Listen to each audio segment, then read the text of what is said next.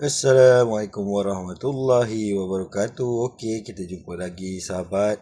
Alhamdulillah saya dapat jumpa Mumi. Tu dia. Semalam dia menyorok. Dia larikan diri semalam. Ekor dia je. Muncul je nampak. InsyaAllah esok saya akan bebaskan dia.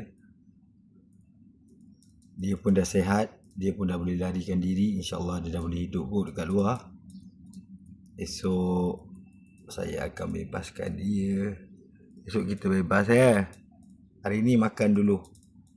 Sebab semalam dia sehari juga dia menyorok, jadi lapar. Hari ni saya akan jaga dia satu hari lagi. Bagi dia makan dulu. Besok pagi saya akan lepaskan dia, InsyaAllah. Okey, sahabat-sahabat, jumpa lagi. Assalamualaikum.